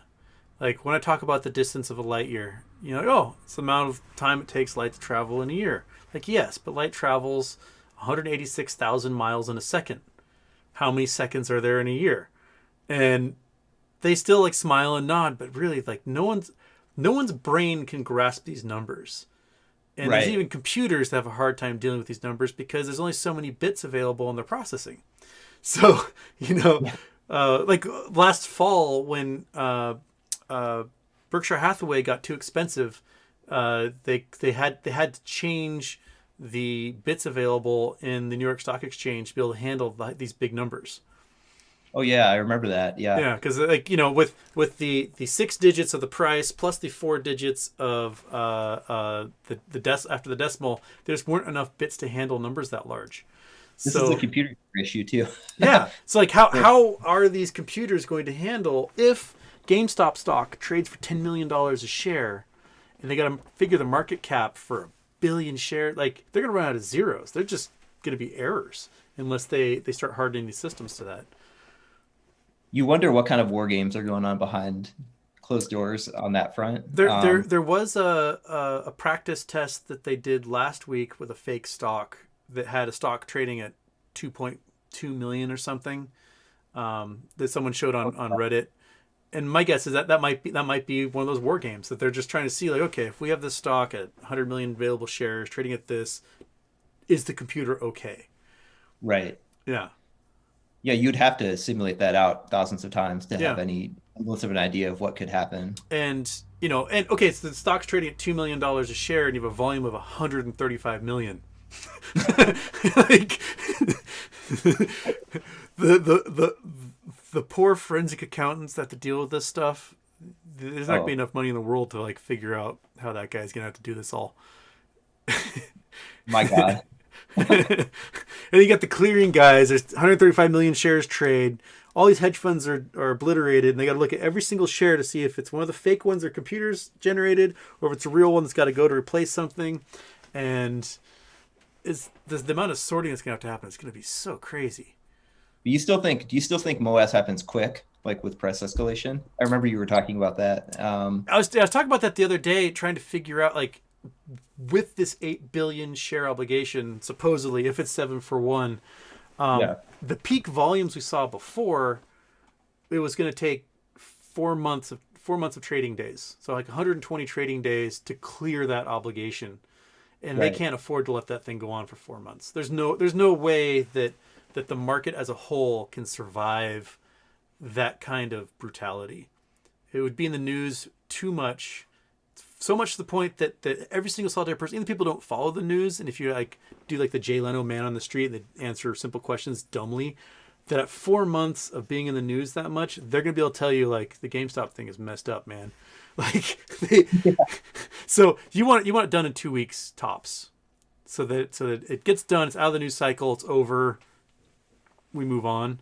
But if every single day for 4 months over all summer and into the fall, people have to wake up to the news that GameStop's still trading at $10 million a share. Like, I don't think people really understand like how not broadly disseminated this situation is. yeah, I work with like dozens of incredibly smart people, and one person that I work with actually knows anything about the situation. yeah, but they will. Oh yeah. Huh? Why is my 401k at zero? Oh, it's because GameStop's worth $10 million a share. What? I mean, I think if you did a Jay Leno just street answer question, about Yeah. what people understand about January, I mean, I think people probably still mostly assume it was retail buyers Yep. driving up the stock price intentionally. Yeah. And that's that and that's because most people just passively look at the news that way. Yeah. And like, oh, so they read the headline, they move on. Oh, the GameStop thing ended a year and a half ago. Who cares? And when it pops up again, first you'll have the folks that are like, wait, what? And they're gonna dive deep and they're gonna go, oh, why didn't I pay attention to this a year ago? And then you'll have the rest of the folks that they'll take whatever headline comes their way, and they still won't Yeah. fully process what's happened. Yeah, it's They're gonna be like, "Who's this Warren Icon guy? He's Yeah. a trillionaire." oh, yeah, 9 million shares at $1 million a share or more. It's just again, Yeah, the space numbers break down. I Yeah. mean, it's crazy. Yeah, can you imagine Even- Ryan like talking about trillionaire Ryan Cohen for 4 months as this thing takes to finish squeezing? Like, Oh man, I mean, you think about it right now, he already has that BDE on Twitter, but Yep. if he's a trillionaire, yeah, I know. You get your own planet. You get your own planet. Everyone gets their own planet. Oh, man. do you have any theories for how people could get out of it beyond what we've talked about? I honestly can't figure out because, if liquidations have to happen, there's not enough assets under management of any of these hedge funds with a 31 ratio to take care of, make a dent in what their obligations are. So, they got $10 billion in their hedge fund of assets under management for their clients, and they've got $300 billion in liability. Like, once they get liquidated, it's just a blip. There's still $290 billion to be taken care of, which means that, whatever insurance that there might be via the DTCC and their members and whatnot, that will only still pay for a fraction of their obligations. That's just one hedge fund. And then it goes to the investment bank. The investment bank doesn't have $290 billion. They didn't have $5 billion to deal with Archegos. So, Right. If all of a sudden you have 50 hedge funds that all have similar liabilities that all get vaporized, and you've got 1,000 family funds that all have similar liabilities that all get vaporized, I honestly don't know how you climb out from the ashes of that beyond printing so much cash via the Fed and the Treasury, and then you're just gonna you're gonna get to the point where you're going to have to recalibrate the U.S. dollar. I mean, Split the U.S. dollar. yeah, exactly. You do reverse split in the U.S. dollar. Mexico did it with the peso like in 1990s. Turkey did it a few years ago with their Turkish dollar, because there comes a point where what's the point of spending $280,000 for like a 6-pack of cola when you could just spend $2.80? Like, okay, we're just gonna lop off a bunch of zeros and we're right back to the numbers we were 10 years ago. So that is probably how we're going to have to face this. So you and I might make like $1 trillion, I don't know, off of this, and then in the end we'll be like, oh, we have 2 million after they lop off a bunch of zeros. But damn it. yeah, oh well, but it'll be like 2 million in 1950s numbers, so it'll be okay. Yeah. Oh, well, yeah, that's pretty good. Yeah. Yeah, I really struggle to see a way out of it that doesn't like completely implode the market or Yeah. I can't think of one. I can't think of one. And the solution people say is, oh, they're just going to stop trading. Like, okay, but then what? All that Yeah. obligation is still there. All those liabilities are still there. You can stop trading and then wait a month. Okay, now Still there. hope it's still there. Yeah, like there's Yeah. you, Yeah. It's not going to be like, I mean, Russia just turned off their market for like 50 years. yeah. Prior to the Exactly. 90s. Yeah, from 1921 to 1992 there was no Russian market. That honestly might be the only way for this to not to all go down, Yeah. So which is not going to happen. yeah, I that is like such a nebulous unknown. It's like this cloud I can't pierce the veil on. That I honestly don't know exactly. There's how it should shake out. Yeah. The only way they can postpone it, which all that will do is make things worse, because they postponed it by turning off the buy button, and all it did was made things worse. Uh, so I think they're just gonna have to throw up their hands and go fuck it, just let it do its thing, and we'll sort it out Yeah. from there.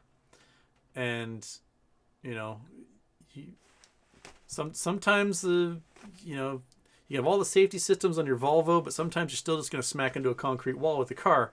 Like, Yeah. it's just gonna I mean, happen.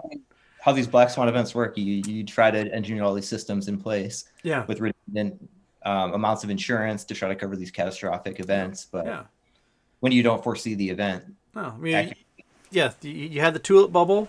The Netherlands still exists. So all the people involved will still exist. It's just that some of them may have fatter wallets than others in the end. And maybe some of the obligations will get put into the metaverse. yeah. So you'll have like level 1 money, Yep. and then it's like your second life in the metaverse. You're getting like extra payouts. Oh, I do think it's possible that we may see new securities appear, like 100-year bonds and stuff like that, to help deal with this. Because what they'll hope is like, oh, okay, we made a $9 trillion bond that's 100 years out, and Right. natural inflation by then will make this bond zilch. So, we may see some things like that, but I yeah, I can't think of a way that does not result in the system just being absolutely effed in the A. That's like one of the most bullish things, really, in my opinion. I've yet Yeah. to hear like a compelling argument beyond just sort of the armchair. Oh, they'll just stop trading, Yeah. but it's And then just yeah. really not. And then Feasible. what? Yeah. I mean, They'll it's stop like trading for a month. Okay, then you have a month of buy orders that pile up. And they turn trading back on, the price goes pew. Yeah. not to mention the entire global economy, Yeah. like, literally grinding Just to like a halt. exactly. Yeah, no liquidity moving through anywhere. Everyone canceling orders, logistics grinding to a halt. No, it would be crazy. It would literally set the world into a depression. Yeah. So, yeah, Because you see even the nickel market is causing all kinds of havoc, and that's just one market yeah, for a one company. commodity. Yeah. I Yeah, I don't know. I would love. I mean, if someone knows of a better in the chat knows of a I better know that's article.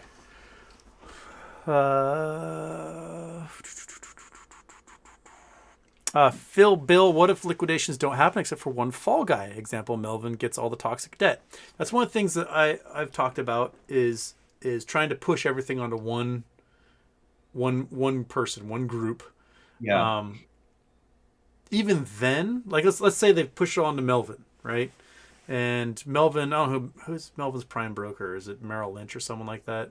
Oh, I don't know off the I top of don't my know. head. That's yeah. But okay, so they push it all onto Melvin, and Melvin gets imploded with this like $1 trillion in liability, and then the price skyrockets anymore. So that $1 trillion in liability becomes, $100 trillion in liability due to the price squeezes. Merrill Lynch, Bank of America, those guys don't have the cash to deal with that. So what do we do with them? Okay, their assets get sold off to J.P. Morgan and to Goldman Sachs, but there's still this toxic ball of obligation where they still have to take care of all these stocks. They can do it. They can put it off for small chunks, like Credit Suisse has done with Archegos' obligations. There's still like $1.5 billion they haven't closed because they haven't Right. had the cash to do it, and they don't want the price to go up when they do try to close it. Um, but when it's a value that's more than all of the markets put together, how do you do that? Yeah, I don't think that it's possible that they could push all of that obligation onto one fund. The amount of obligation is so big. It's like a black hole. Yeah. I mean, And if you do push it on one fund, then you just violated RICO, racketeering, while you're being actively investigated for racketeering. So right. you just Yeah. crashed the global economy. They're going to make you pay. Yeah. I mean, somebody is paying for this. Like, Yeah. absolutely. Yeah. I don't know exactly how it will go down and who will pay what, but Yeah. there is a bill that will come due. Yeah. I At this point, like, all we can do is sit back and watch the show. Because you and I don't have the power. We're not the whales. Like, we could have a whale at any moment go, you know what? I'm going to buy 20 million GameStop. Just see what happens. Because they got the Yeah. cash to, like, fuck with the market that way. I don't know if they will. I don't know if they'll Batman that thing. But, Did you see in the latest form that they released? I think it was like the form from 2 days ago. There was language in there about protecting against a hostile takeover. yeah. It was like there was some language around why they want to increase the number of shares. Did you have any thoughts about that? I was trying to think through that a little bit about I mean, what. I don't know. Like, could someone actually afford to do a hostile takeover at this point? I don't know if there's enough money in the world to actually accomplish that. I mean, I guess it depends if they're buying at like the current listed price or Yeah, the yeah. price, right? Like, yeah, I wonder the same thing too about just an activist investor. Like I call it the Elon quandary. Yeah. Like, what if Elon just wakes up one day and is like, I want to buy all of the remaining float of GameStop? I mean, you Yeah. could easily do that Yeah. at But, any like, moment. would he be buying the remaining float of GameStop, or would he be buying just $300 billion in synthetics generated Right. by Citadel? And if he wanted to take over the board, right? How would he get a hold of enough legit registered shares to actually qualify to do that? So You probably have to buy through computer share or exactly, something. yeah, yeah, and then the price goes nuts. Yeah, and like even just like trying to acquire that many shares, like the price would escalate. I think so quickly it would dilute the ability to actually acquire a controlling. Exactly. Yeah. It's the integral involved in trying to calculate that. It's like a reverse integral of how a rocket accelerates as it loses fuel because it loses mass. So Right.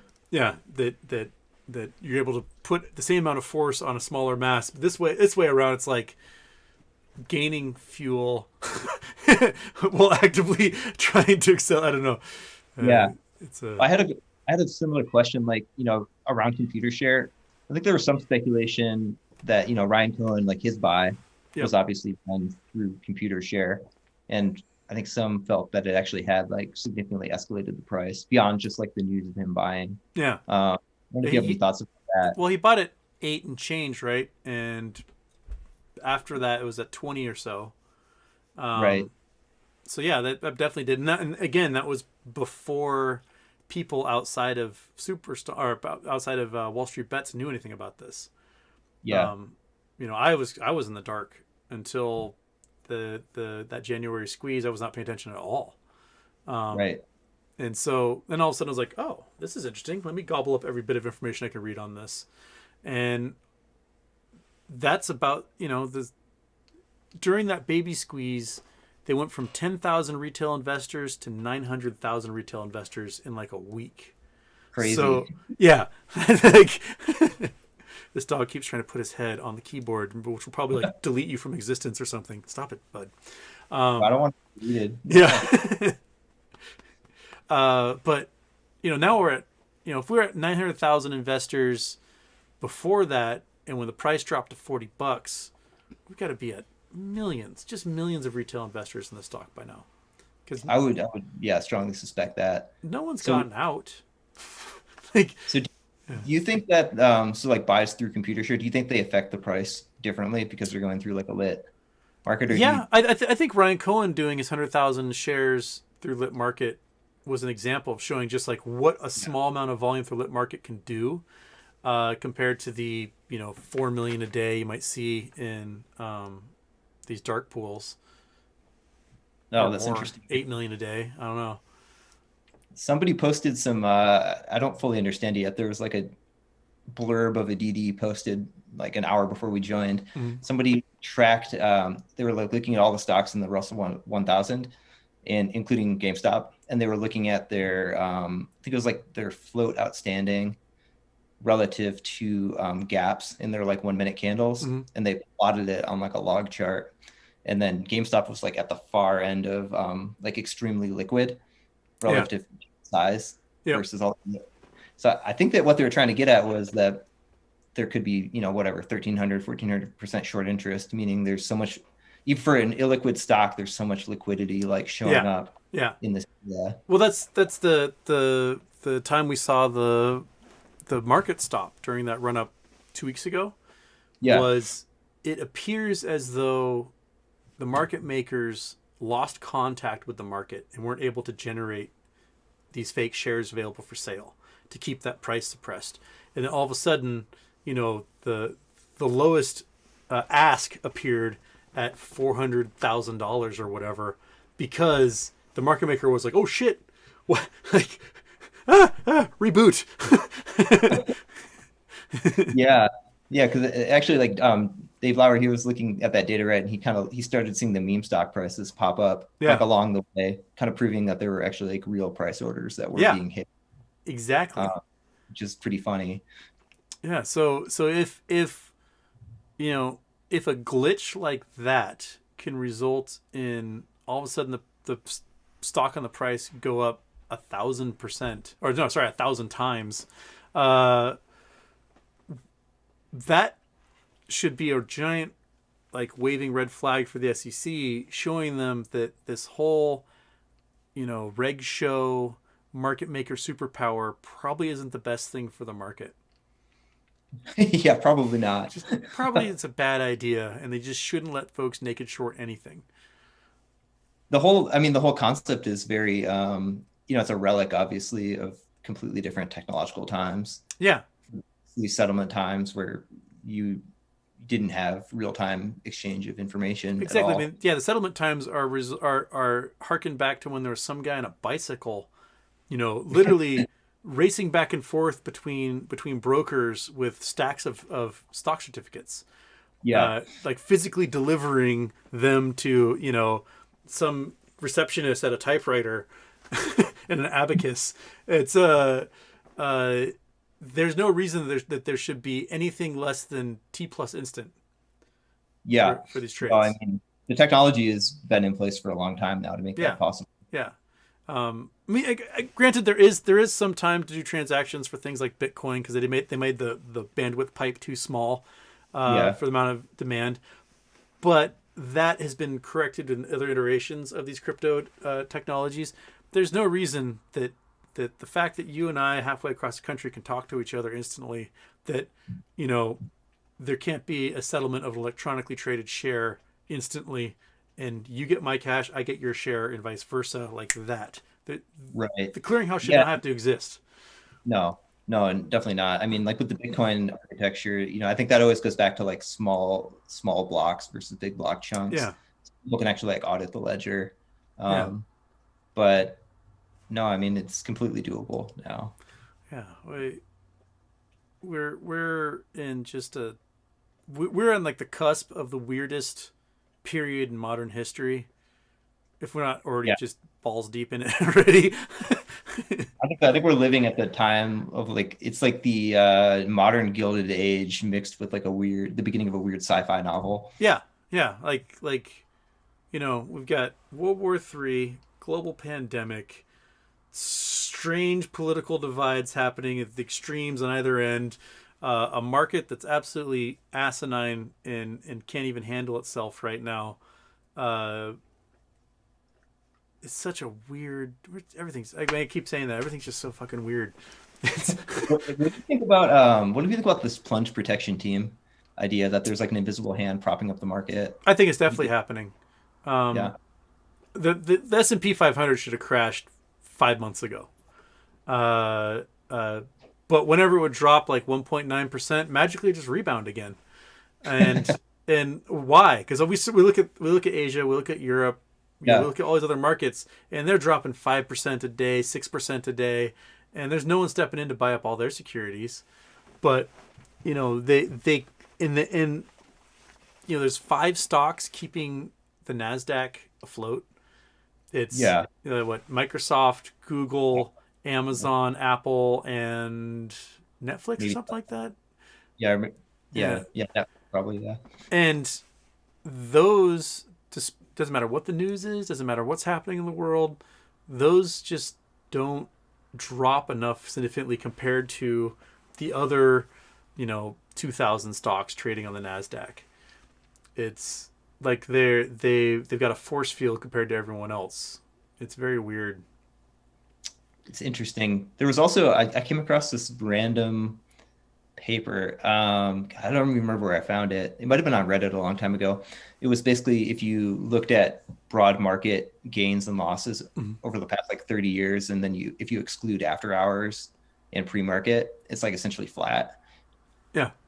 I mean, it's sort of like you could maybe say that, okay, that's because that's when all the news comes out about stocks to actually make things move. Yeah. It's still pretty, that was like a shocking conclusion to me, just to even think that that could be possible, whether or not it's an engineered, like nefarious thing.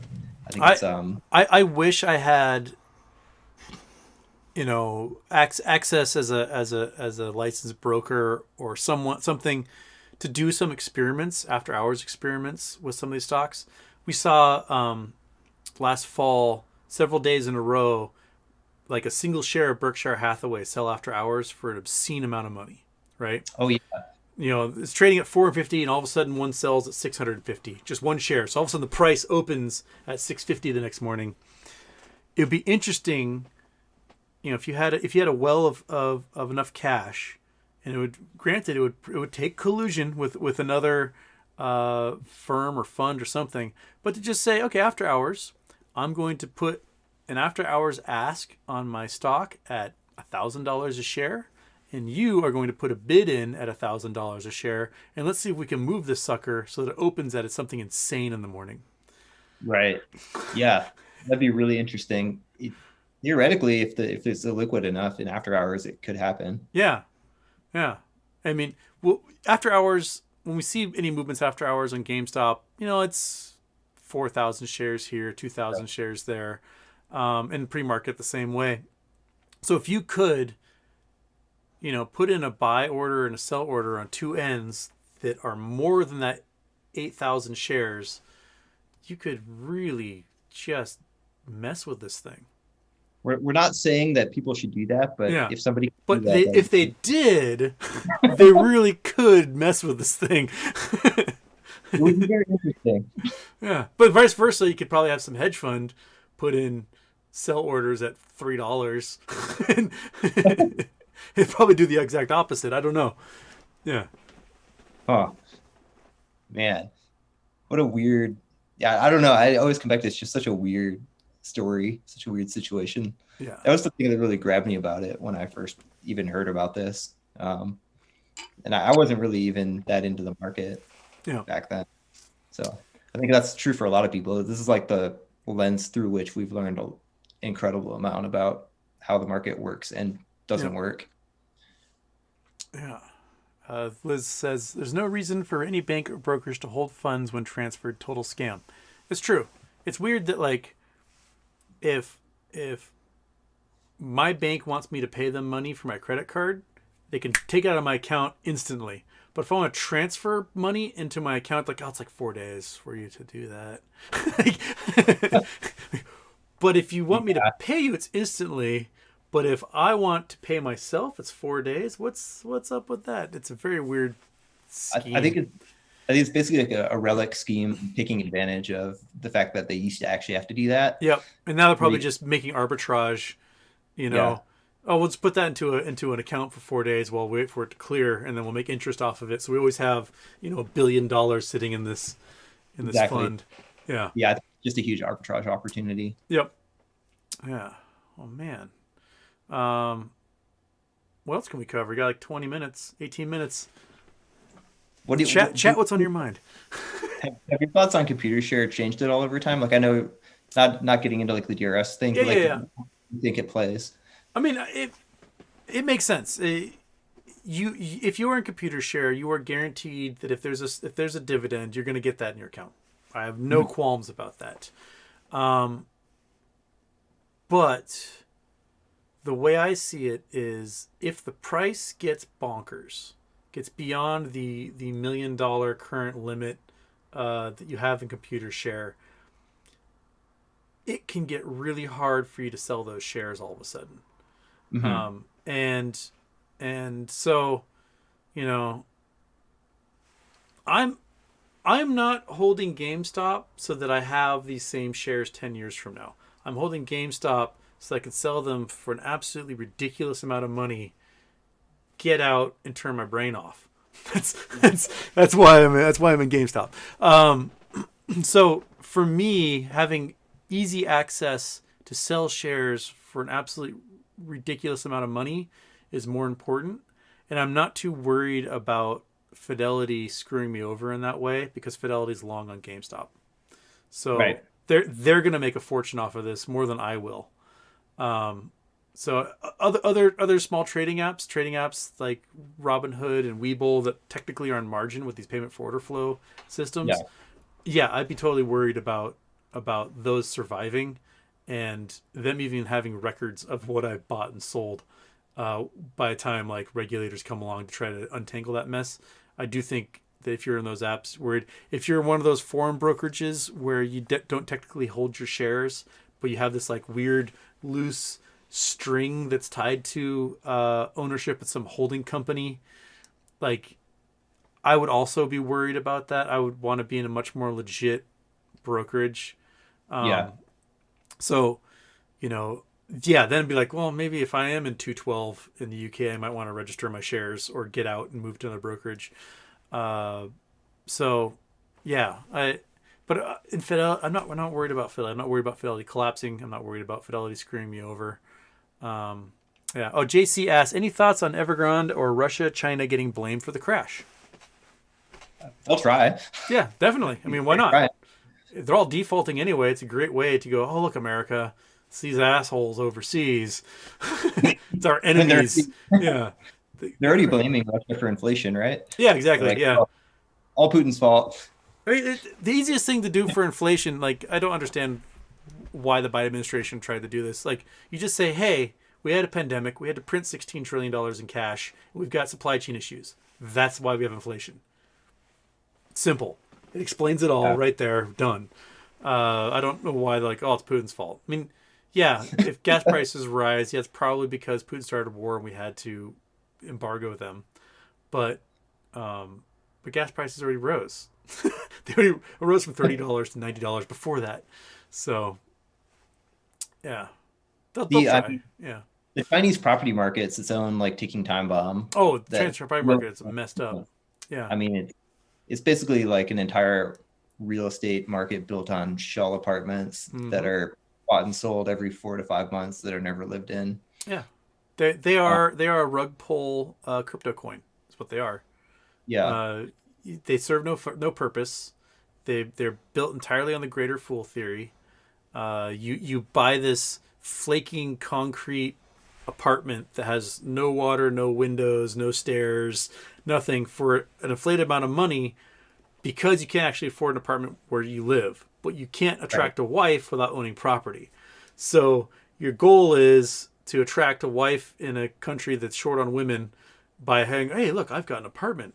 And they go, I own 12. ooh, yeah. And then you get married, then you sell them to the next idiot who has to pay you more for them than you paid to keep that market afloat. And it's not sustainable, especially when you Yeah. run out of idiots. So, that's why the whole thing's coming crashing down.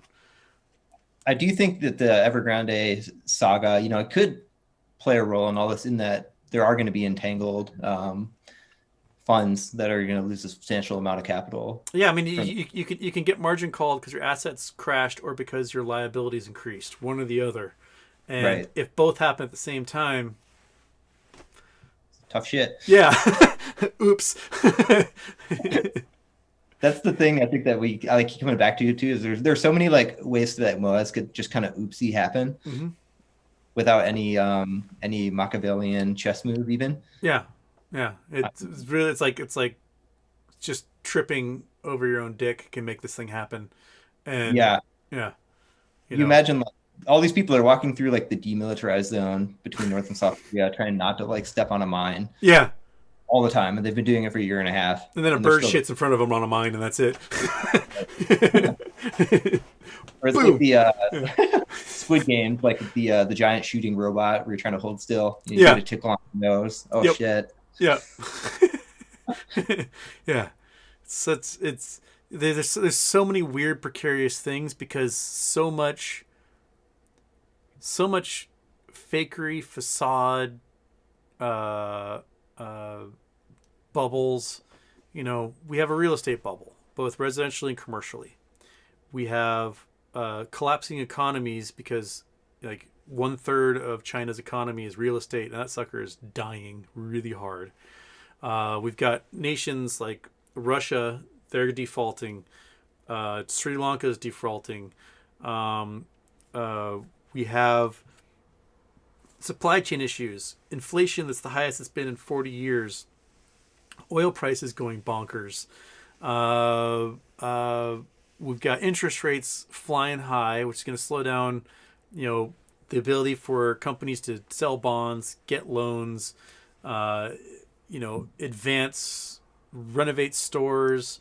We've got brick and mortars that can't adapt fast enough for a technological world. We've got an ongoing pandemic. There's so many things, and there's no way that Citadel can play whack-a-mole with all these at the same time long enough to control everything that's going No, to happen.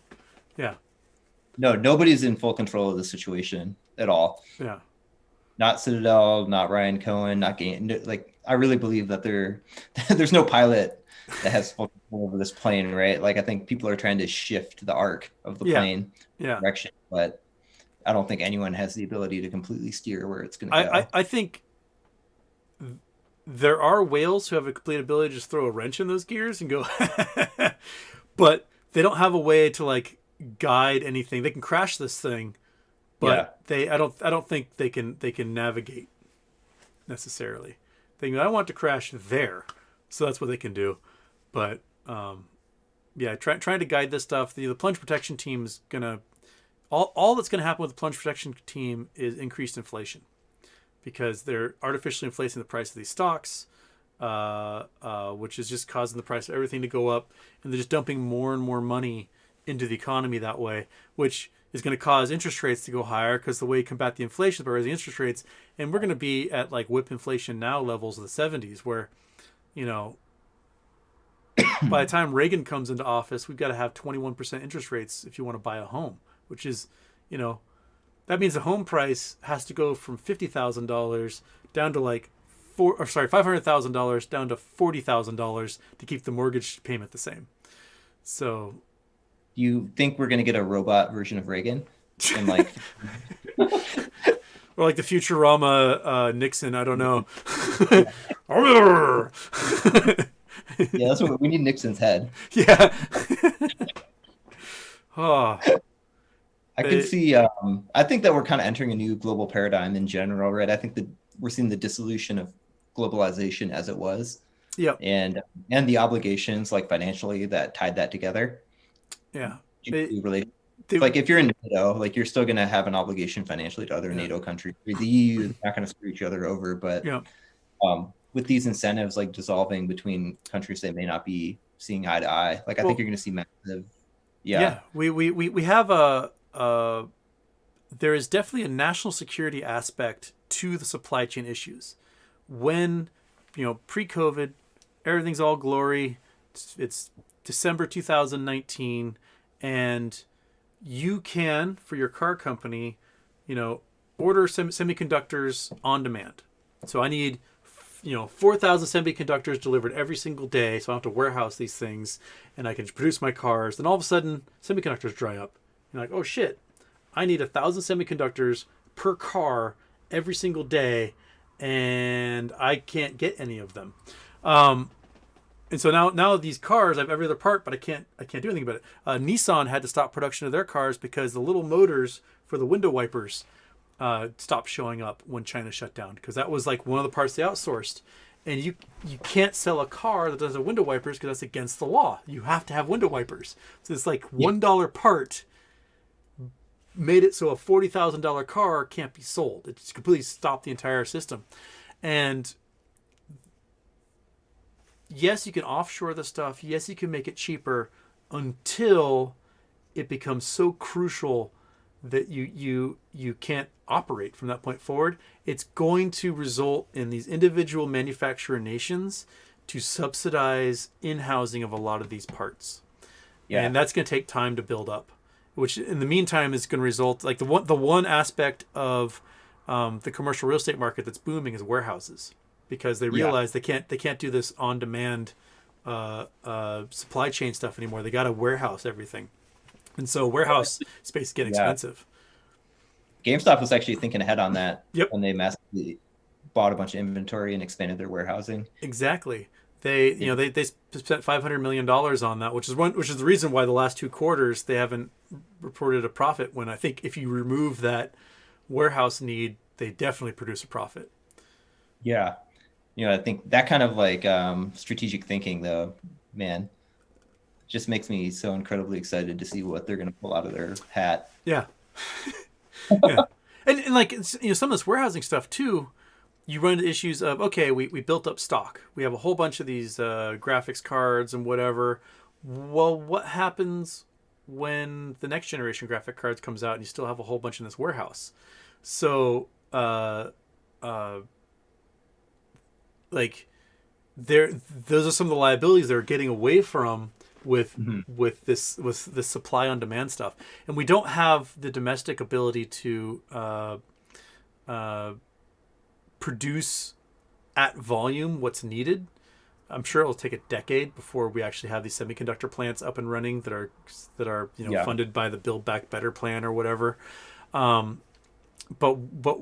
national security wise, we need it. We can't rely upon China for these basic necessities. If China decides to just turn off the button, then we're fucked, right? That one thing is so like precarious as well. Yeah, I mean, their production is so vital to that global supply chain. Yep. That if China ever actually moved on Taiwan, dear Lord. Although I don't know what would actually happen if they decided to. I don't know. That's beyond my pay grade. Yeah, that's something, I think China, as kind of an ego boost, they want Taiwan to be like, look, we got Taiwan, Taiwan's ours. The same way they took over Tibet and other things that had been previously in their domain of influence throughout thousands of years. But I think they saw what happened with Russia invading China. They let Russia float that balloon Russia invading Ukraine, and like, there is a limit at which the world goes, yeah, no, we're not going to put up with that. And you can watch your economy just shrink into nothing. And if China were to invade Taiwan, and with the supply issues we already have now, right, that all these parts don't go around the world, they would go, oh, you know what? We're just going to have to we'll put manufacturing in Bangladesh and Kenya and Indonesia, and we will move our globalization somewhere else because it's already screwed because of this war with Taiwan. That we may as well just cut China out of the entire picture and just move somewhere else. It'd be nothing worth saving at that point. One thing, have you ever read the book Disunited Nations? Disunited Nations? No. Let me... Yeah, it's really good. You should check it out. Would recommend it to anyone. But it's a really interesting book. It basically posits that the post World War II global order is dissolving. Mm-hmm. This was written like maybe 4 years ago before COVID. Okay. Yeah. Yeah, and they're trying to. The guy basically looks at the geopolitical strength of all these different countries and how they may thrive or not post dissolution of these alliances. And there's some really interesting insights about China in that book. that I never realized. Like one being that their amount of tillable land per person, I think it's less than Saudi Arabia. Mm-hmm. Like they have an extremely hard time producing food. They're a net food importer. Yep. They're extremely dependent Yeah. upon. They California produces more rice than China. Yeah, Yeah. it's nuts actually. There are just like so many really interesting nuggets of information in that book, though. Yeah. It's interesting. Like China wants to swing its influence around, but as we can see from these defaults of Chinese real estate firms, is that they built everything. All their modernization of the last 20 years was done with our money. Like our dollars paid for all of that, and now they're defaulting on all of it. So what we may learn from that is, why should we give China that money when we can give it to ourselves? Right? If we're not going to get it back, why invest in China? If China's entire economy, if like the United States, we have this huge trade deficit, but it's not really a trade deficit because we print dollars and we export dollars. That's our production, right? And China imports US dollars and sends out stuff. That if that trade dynamic disappears where we stop giving them dollars, then they produce too much stuff and they don't know what to do with it. Right. Yeah, and then they can't modernize anymore. And it all collapses. I think the whole hope was, right, that through this economic stimulus that they would democratize Yep. and move closer towards the West geopolitically. Yeah. And that just didn't really play out. No, they just became a stronger, laissez-faire capitalist society. They're not democracy. They're not communist. They're just communist in name only. They are full-on oligarch, robber baron, laissez-faire capitalism. Like, you aren't a communist. If you're paying an employee like 12 cents a day to put widgets together, you're not communist, especially if there's billionaires above them. Right. Like that guy running the factory should be making the same amount of money as that person putting the widgets together in a communist system. So, you can't produce billionaires and be communist. That's just not how it works. I think probably the reality is, like, I don't know if humans can actually be communist. No, I don't think. I think we need a greed aspect in there, and what we need is we just need a regulated economy to keep that greed in check. For sure, yeah, there have to be and a safety net to keep people from, like, living in the doorways of buildings. Yeah, it turns out it's way nicer to live somewhere where people aren't living on your doorstep. Oh my God, so wonderful! Yeah, so wonderful. Go for a walk and not smell like shit everywhere. It's great. Yeah. Like, we should strive for that as a society. That would be great. All right. Anybody else got anything quick to do? The quick questions in here that before we got that 2 hours went real quick. Yeah, that was. Let's see here. Any last minute? Oh, sorry, I missed a super chat here from someone. Tracy Sajadi, I think I said that right. If hedge funds can't cover if the apes have 10% they're holding for infinity pool, they'll never be able to finish covering. So then what happens? Like, yeah, if the infinity pool is larger than the float, right? Yeah, hence the infinity pool. Yeah. It's going to be, it'll be like a black hole drain into oblivion for whoever's involved. And then they'll just want more. Well, one thing I guess one thing I could see the government doing is negotiating a settlement price. That's one thing I could see them stepping in and going, okay, 60,000 a share, and that's it.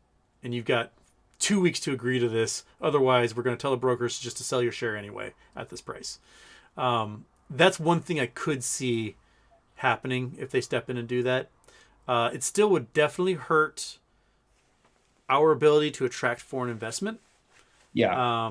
Which I think is a huge thing that the U.S. government can't afford to do, because 40% of investment is from foreign sources.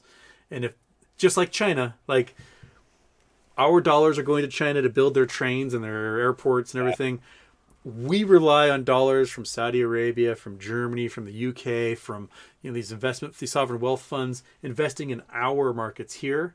That if they go, you know what, I'm going to keep my money back in Frankfurt. That's that's a blowback that they could face from that for sure.